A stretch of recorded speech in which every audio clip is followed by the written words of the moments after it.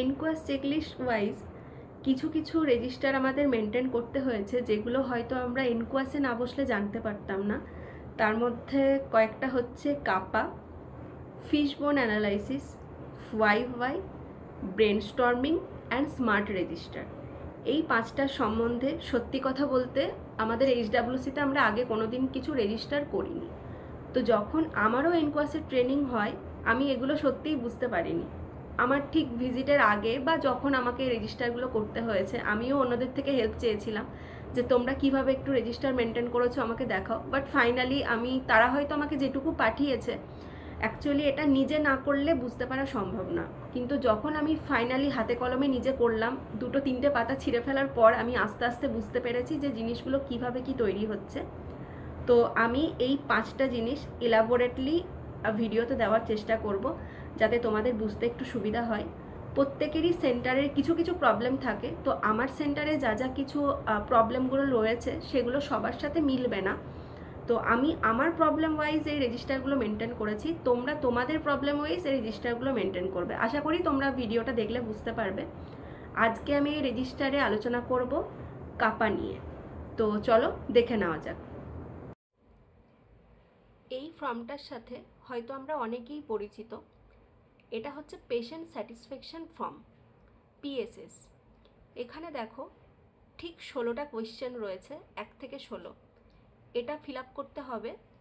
তোমার কাছে ধরো একজন পেশেন্ট এলো, তো তুমি সেই পেশেন্টকে এই পেজটা দেবে।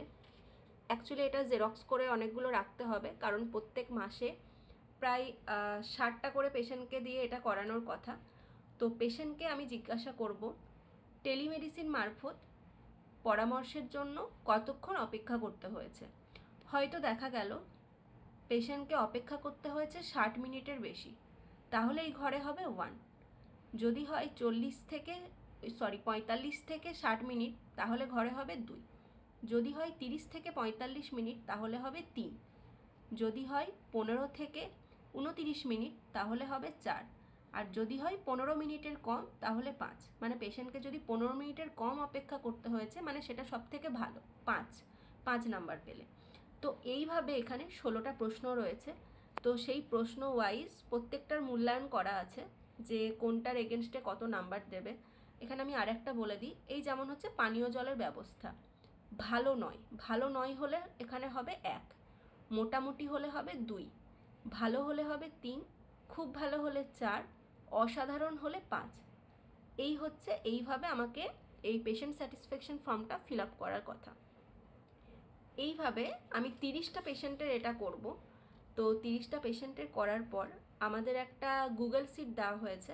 আমরা যারা এনকোয়াসের জন্য প্রিপেয়ার হচ্ছি, তো তারা জানি সেই এক্সেল শিটে আমি এখানে 30টা পেশেন্টের, এখানে হয়তো দেখা গেল এটা হচ্ছে 1 নাম্বার পেশেন্ট, এটা হচ্ছে 1 নাম্বার পেশেন্টের একটা আমি পিএসএস ফর্ম করছি। তো এখানে যে নাম্বারটা হবে, এই যে 16টা ঘর আছে ওই পিএসএস এর যে এক্সেল শিটটা, সেখানেও এভাবে 16টা ঘর করা থাকবে। তো 30টা পেশেন্টের এই 16টা ঘরে 1, 2, 3, 4 কে কত নাম্বার পেলো সেই নাম্বারগুলো ওখানে বসাতে হবে। তো ফাইনালি এইভাবে আমাদের পিএসএস এর শিটটা বানানো হয়। এটা আমি তোমাদেরকে দেখাচ্ছি, এটা আমার সেন্টারের পিএসএস। এখানে হচ্ছে এই যে দেখো কোয়েশ্চেন 1 থেকে 16টা কোয়েশ্চেনের আমি 30টা পেশেন্টের জন্য করেছি। পেশেন্টরা আমাকে মানে আমার সেন্টারকে এইভাবে নাম্বারটা দিয়েছে। এবার হচ্ছে আমি যে জায়গাগুলোতে 3.5 এর নিচে স্কোর পাবো, যেমন হচ্ছে how long is the wait for telemedicine consultation, এখানে আমি কত পেয়েছি 3.1, মানে 3.5 এর নিচে। তো এটার এগেনস্টে আমি কি করেছি, আমার কারেক্টিভ অ্যান্ড প্রিভেন্টিভ অ্যাকশন কি, সেটাই এখানে আমি দেখিয়েছি। Availability of doctors for attending a teleconsultation or giving online prescription is a time-taking procedure, and for this reason most of the times the satisfaction level of the patient party is compromised. The issue has been placed and discussed with BMOs in monthly meeting. For better service delivery through telemedicine, doctors login and per doctor prescription dispensing has to be tracked and followed up on regular basis to trace the frequent defaulters.